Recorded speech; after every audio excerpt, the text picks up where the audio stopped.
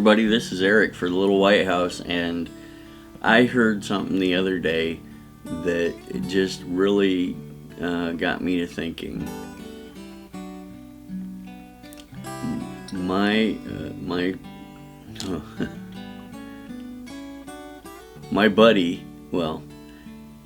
Tony Robbins, I've been listening to a lot, and he said, you have to change your identity to change your life, because beliefs create or beliefs destroy. And it came to my mind that is exactly what has happened in my life. The changes that have come in my life have come because what I identified as, who I saw myself as, had changed. For instance, when I saw myself as a smoker, that's what I did. But when I started seeing, hey, wait a minute, you don't have to be a smoker, because you don't even smoke all day. The only time you smoke is when you go to the bar. I think it's the same way when we become Christians. When we become Christians, we have all this baggage that comes along with it, and we call them bad habits or whatever, and things that we see that we think that need to be changed, but we don't see ourselves as being the person that actually can do that. And we have to dig deeper than that. We have to see ourselves as the person who never even thinks about doing it. You know, one of the things that Tony Robbins said was, how many people here have quit smoking? And, he got a round of woohoos and applause and whatever. And then he said, well, if I offered you a cigarette today, would you say to me what brand? And of course everybody said, no, I'm a non-smoker. I don't smoke anymore. That's my identity. And as Christians,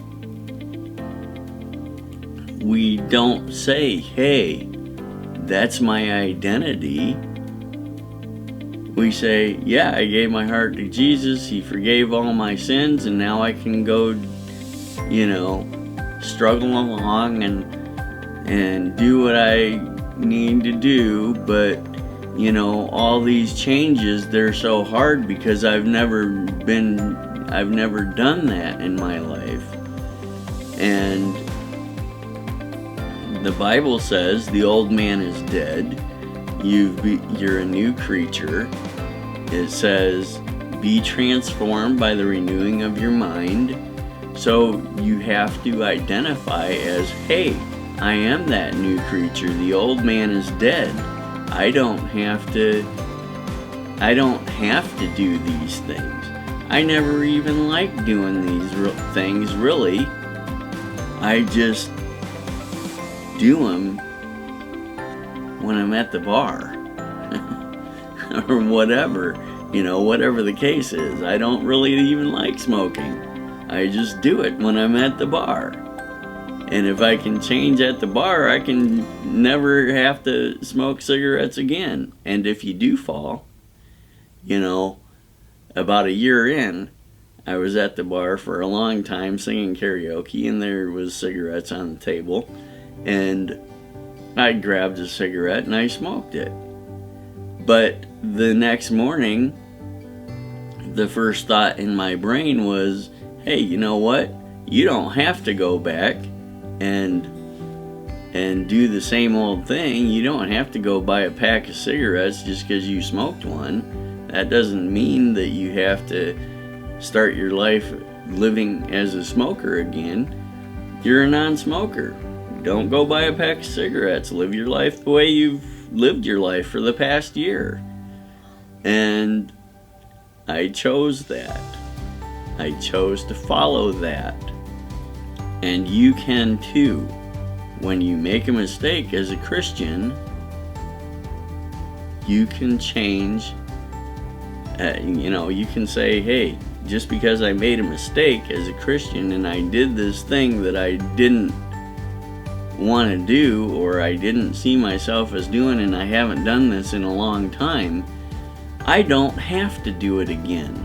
I don't have to go back and say, well, you screwed up, therefore you're not a new creature, the old man is not dead.